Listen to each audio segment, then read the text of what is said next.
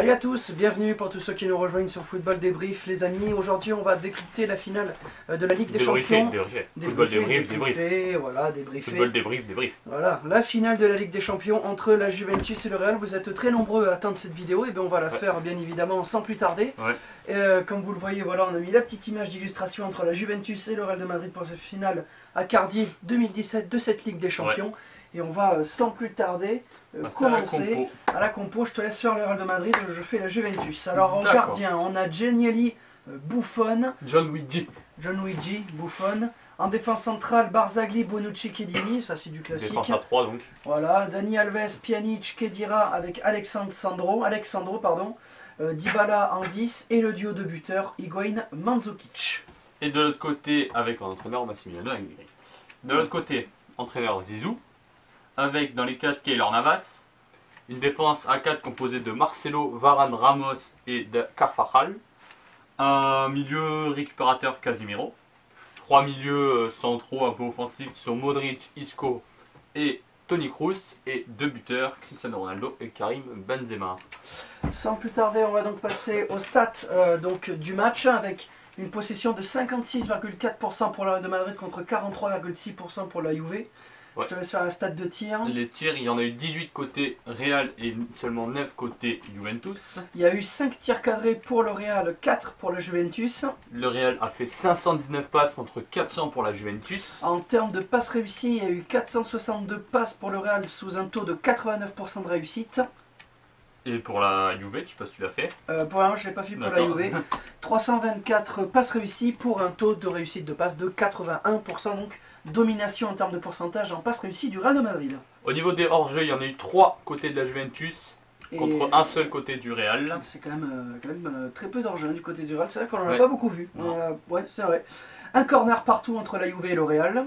Le Real de Madrid a gagné 61 duels contre seulement 40 du côté de la Juventus. Et plus de fautes côté Juventus, 23 contre 18. Donc on voit très clairement une domination au niveau des statistiques assez flagrante côté Real de Madrid. On passe de suite au top. Alors moi bien évidemment j'ai mis en numéro 1 Cristiano Ronaldo. Cristiano Ronaldo tout simplement est le meilleur joueur de ce match. De par son doublé, de par sa prestance tout simplement sur le terrain. C'est impressionnant. Il sera, il ne faut pas commencer à croire autre chose, il sera le prochain Ballon d'Or. Voilà, ça, il n'y a plus de discussion possible. Vous pouvez me faire n'importe quel top 3. Voilà, il est premier. Il est premier. Il faut arrêter de croire autre chose. Pour tous ceux qui sont anti-Ronaldo, et moi-même je n'apprécie pas le joueur, il faut être réaliste, ça sera le prochain Ballon d'Or. Et hier soir, il a encore prouvé qu'il était le meilleur joueur du monde. En second, j'ai mis Mandzukic par rapport à son but. Voilà, c'est pour moi le but de l'année en Ligue des Champions. Et ça faisait des années qu'on n'avait pas eu un magnifique but de ce genre en finale de C1. Donc rien que pour son but, voilà, je mets Mandzukic en numéro 2 de ce top de ce match. Et enfin Giannelli Buffon, parce qu'à son âge, réaliser quand même malgré les 3 buts le match qu'il réalise, c'est tout simplement un truc de fou. Donc rien pour lui rendre hommage, je mets Giannelli Buffon. Voilà. Ensuite, on passe, t'es top, t'es d'accord avec moi sur le premier. Ronaldo, en fait, je me demande qui ne veut pas le mettre premier sur ce match en fait. C'est ça, exactement. Qui ne veut pas le mettre en top dans ce match. Il était tellement monstrueux sur tout le match. Il était leader, il était buteur, il était beau, il était monstrueux. Ensuite, Casemiro. Ouais, Casemiro qui a fait un bon match. Parce que, June il marque un but, bon certes il est contré et tout, mais bon il faut quand même tenter sa frappe. Et puis même dans la récupération il était là dans les duels, il était là un peu partout. C'est un peu un travail qu'on voit pas, genre qui marque pas sur le papier, mais qui est quand même présent sur le terrain. Et Buffon, même c'est pas trop pour le match, mais c'est plus pour la carrière dans l'ensemble, qui est juste monstrueuse. Profiter de ce gardien, puisque d'ici 1 an ou 2 ans, on le verra plus sur un terrain, je pense. Et monstrueux à 40 ans, être en finale de C1, franchement, un seul mot, respect. On passe de suite au flop. Sergio Ramos, qui pour moi hier soir, au-delà de sa performance, a été un gros gamin. Je commence à en avoir sérieusement marre de Sergio Ramos. Il commence un peu à me saouler dans son ensemble. C'est un mec qui a de 1 la grosse tête, de 2 ne possède en aucun cas, comment dirais-je, ne possède pas de la lucidité. C'est un mec qui provoque beaucoup, qui a surtout fait, je pense, la pire simulation qui puisse être possible dans le football. Le mec, on le pousse à peine, il commence à se toucher le pied alors qu'on lui a poussé l'épaule. Sergio Ramos, il a beau peut-être être un très bon défenseur, il a une mentalité et une personnalité de merde. Je hais ce joueur. Et c'est pour ça, moi, je reviens sur la simulation parce que derrière, on passe pour des tapettes au niveau du foot. Exactement. Et c'est à cause de ce genre de joueur que le foot se fait massacrer de partout et qu'on se fait résumer de tapettes. Voilà, donc c'est pour ça que ça m'énerve de voir des mecs simuler comme ça. Voilà, et je le mets aussi dans les flops. Et moi, je me pose la question, comment faire la tapette à ce point alors que t'as des millions et des milliards de gens qui te regardent. Ouais, c'est ça, c'est impressionnant. C'est impressionnant. Et je le mets aussi dans les flops parce que sa coupe de cheveux, c'est de la merde. Et je mets Bonucci. Bonucci parce que sur le but de Ronaldo, t'as l'impression, sur le deuxième but de Ronaldo, t'as l'impression que c'est Jérémy Bréchet. Donc et encore, je manque de respect à Jérémy Bréchet. C'est n'importe quoi ce qu'a réalisé hier Bonucci. Chiellini elle est au-dessus de la défense. Le ballon arrive, il attend, il n'attaque pas le ballon et donc du coup Ronaldo a le temps de passer et voilà. Et du coup c'est à cause de lui que ce but a eu lieu pour moi. C'est n'importe quoi ce qu'a fait hier Bonucci. On a été habitué à mieux de la part de Bonucci. Et hier il a réalisé un match plus que nul. Donc dans son ensemble c'est pas bon. C'est pas bon. Et enfin Karim Benzema parce que hier on pensait qu'il mettrait un but et il a été totalement transparent dans la partie. Ouais. Donc voilà, moi je ne peux pas mettre autre chose que dans les flops Benzema. Hier qui se vantait sur les réseaux sociaux d'avoir gagné la Ligue des Champions, il était peut-être certes titulaire mais n'a rien fait dans le match pour mériter sa Ligue des Champions. On passe tout de suite à tes flops et tu es d'accord avec moi sur l'autre merde de Ramos. Ouais, Ramos comme il a tout dit, il n'y a rien à rajouter sur ce mec.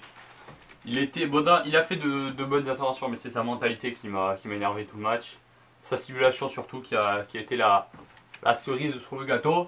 Et voilà, donc ça a tout fait. Ensuite Bonucci comme il a dit, c'est parce que pour moi, ils perdent la finale sur ce but là, sur le troisième qu'ils prennent. Ah oui c'est sûr. Parce que ça fait le deuxième but en 3 minutes qu'ils se prennent. Ils ont pris 2 buts en 3 minutes. Ça fait mal au moral et surtout que s'il attaque le ballon, il n'y a pas ce troisième but, ça va rester à 2-1 et derrière le match est différent. Bien sûr. Non, mais et ensuite Dybala. Responsable. Et ensuite Dybala, que je n'ai pas trouvé dans ce match. Enfin que je n'ai pas vu dans le match. Après il est jeune et tout donc on peut lui laisser le bénéfice du doute. Voilà. Mais voilà, je m'attendais à mieux de sa part dans un match comme ça. Donc voilà, après on est dans le futur, on verra s'il a d'autres finales de Ligue des Champions. C'est quand même impressionnant. D'autres finales de Coupe du Monde et s'il répondra présent lors de ses grands rendez-vous. C'est quand même impressionnant, Dybala, ce qu'il est capable de faire. J'ai envie de dire, c'est l'un des meilleurs joueurs à son âge. Je dis bien que pour son âge. L'un des meilleurs joueurs au monde, que pour son âge. Je dis bien de la catégorie de son âge. C'est l'un des meilleurs joueurs au monde. Et hier, on avait l'impression qu'on découvrait Dybala. Ouais. Genre, on avait l'impression que Dybala, c'était son premier match en pro. Genre, c'était vraiment impressionnant. Ouais. Il était paumé sur le terrain. Ouais. Alors, est-ce que c'est parce que c'est la pression du... C'est pas où se placer, c'est pas... Est-ce que c'est parce que c'était la pression d'une finale de Ligue des Champions et parce que tu es face au Real de Madrid, qui est actuellement le meilleur club du monde? Je ne sais pas. Il y a peut-être ça qui rentre en jeu, c'est normal. Moi, tu me mets, imaginons, je suis joueur confirmé, tu me mets en finale de Ligue des Champions, je peux très bien comprendre qu'il y ait de la pression. C'est pas un match de district que tu as joué face à je sais pas quoi. Bien sûr que non, c'est un des matchs, si ce n'est le match le plus important de l'année. De ta vie. Bien sûr, de ta vie. Tu joues qu'une fois, c'est le match de ta vie. Voilà, donc il n'y a pas d'autre chose à dire. Donc bien évidemment, il peut y avoir ce taux de stress, mais on a été habitué à mieux de la part de Dybala parce qu'il a fait d'autres matchs de Ligue des Champions, il a été titulaire indiscutable dans l'ensemble de Ligue des Champions. Regardez contre le Barça en quart de finale. Oui, il avait mis de sales buts. Il était monstrueux. Et là, même face à Monaco, il était là quand même. Donc c'est pour ça que j'ai pas envie de lui mettre le bénéfice de l'étonnement parce qu'il a été titulaire indiscutable pendant l'ensemble de la Ligue des Champions. Donc on peut pas lui mettre ça sur le dos. Donc je pense qu'hier il a été paumé parce qu'il n'était pas au rendez-vous, il n'était pas présent, une flemme peut-être. Ou peut-être le joueur qui n'était pas du tout concentré et ne voulait peut-être pas tout simplement être dans ce match à 100%. Et ensuite, j'ai à noter que j'ai failli mettre Mandzukic s'il ne mettait pas son but exceptionnel. Parce que Mandzukic a certes mis un but exceptionnel, mais sur le reste du match, c'est pas une action où il était bon. Je crois pas qu'il y en a eu beaucoup. Son but le sauve un peu, mais sinon il était inexistant et mauvais sur tout le reste de la rencontre. On se retrouve dans un court instant pour faire la dernière partie de cette vidéo. Ok les amis, on se retrouve donc pour la dernière partie de cette vidéo. Où on va donc débriefer, juste faire un petit mini débrief après les top flops, les stats, etc. Dans l'ensemble, si vous avez regardé notre live hier, je vous invite d'ailleurs, on mettra dans la chaîne. Voilà exactement, on vous mettra les deux lives puisqu'on a fait partie 1, partie 2, donc on vous mettra les deux lives de la finale de la Ligue des Champions dans la description, ainsi que le Twitter. On va juste débriefer comme ça. Alors si vous nous avez suivis hier, vous vous êtes rendu compte que hier on s'est fait, en première mi-temps, on s'est fait chier. Ouais, un petit peu, ouais, quand même. Parce qu'au-delà du but de Ronaldo qui est magnifique et surtout le but de l'année de Mandzukic, dans l'ensemble, c'était pas top. Il y avait beaucoup de déchets techniques, comme dirait Dugarry. Et c'était vraiment pas beau à voir. Après, si on prend la deuxième mi-temps, par contre, on s'est régalé d'une force. Je pense que les deux entraîneurs, qui sont Zinedine Zidane et Allegri, ont dû gueuler dans le vestiaire. Peut-être pas Allegri, parce que la Juve a quand même fait une bonne première partie de première mi-temps. Pour dire, putain les gars, jouez plus, quoi. C'est une finale de Ligue des Champions, on ne peut pas vous permettre de jouer qu'à 10 ou 15% de vos moyens. C'est une finale de Ligue des Champions, il faut tout donner. Donc forcément, ça a élevé le niveau de jeu après, et là on a vu une vraie finale derrière. Ouais, c'est clair. Et on a vu que le Real était le meilleur club du monde actuellement. Bien sûr. Il n'y a plus de discussion possible, je pense. Non, il n'y a pas de discussion possible, parce que quand on voit le match dans son ensemble, le Real prouve que c'est le meilleur club du monde actuellement. Et il n'y a pas d'autre chose à dire. C'est vraiment, actuellement, je pense, le meilleur, et ça va l'être encore pendant longtemps. Donc il va falloir se dire que, dans notre esprit, que c'est fini. Cette période où le Barça dominait, gagnait tous ses titres, c'est fini. C'est passé au niveau du Real. C'est passé au niveau du Real. Et à noter que, comme chaque année, depuis des années, c'est le football espagnol qui domine l'Europe. On a beau dire l'Angleterre, oui, mais l'Angleterre ne fait jamais rien en Ligue des Champions. Ils font tout le temps des petits bouts de carrière en Ligue Europa. Et encore, parce que ça fait longtemps qu'un club anglais n'avait pas remporté la Ligue Europa. Liverpool était en finale l'an dernier, là il y a United qui l'a remporté. Voilà, donc ils arrivent en finale mais ils n'arrivent pas à la gagner. Quand même que City était en demi l'an dernier. Voilà. Mais après il n'y avait plus rien. La dernière club anglais c'était en 8ème je pense. Voilà, donc... Je suis en train de réfléchir au niveau des cartes, qui c'est qu'il y avait... Ben non, c'était ça. Non, il y avait Leicester. Ah oui, il y avait Leicester, c'est vrai. Donc on dit que l'Angleterre, oui, en termes de championnat, c'est peut-être l'Angleterre qui domine. Mais je suis désolé, sur la scène européenne, c'est-à-dire les compétitions européennes, Ligue des Champions, Europa League, c'est l'Espagne qui domine depuis des décennies. C'est le meilleur. Séville qui fait leur triple en Ligue Europa. Le Real, ça fait 3 en 4 ans, je crois. Puis je rappelle que c'est leur double là, parce qu'ils sont double champions actuellement. 2017. Et voilà, 2015, 2016, 2016, 2017. Et depuis des années, en termes de compétition européenne, c'est le meilleur championnat du monde. L'Espagne domine. Voilà. C'est en termes de championnat juste vous savez national, où c'est la BPL, la Liga, on peut dire que l'Angleterre est au-dessus, il n'y a pas de souci, bien sûr que oui. On prend beaucoup plus de plaisir à regarder le championnat anglais que l'espagnol. Tu cales plus devant un Stoke, je sais pas moi, un Stoke Arsenal, que devant un Séville Rijon. Ouais, c'est clair, et clairement. À choisir, on prend beaucoup plus de plaisir. Mais si on parle de compétition européenne, c'est-à-dire Ligue Europa, Ligue des Champions, le meilleur championnat au monde, c'est l'Espagne. Et on peut pas dire autre chose, c'est pas possible. Et on le voit au classement, c'est l'Espagne qui est premier. Voilà, l'Espagne, l'équipe nationale n'est peut-être pas à son meilleur niveau, mais le championnat en lui-même est juste monstrueux. Et on peut dire tout ce qu'on veut, mais l'Espagne va rester encore le meilleur championnat du monde pendant des années.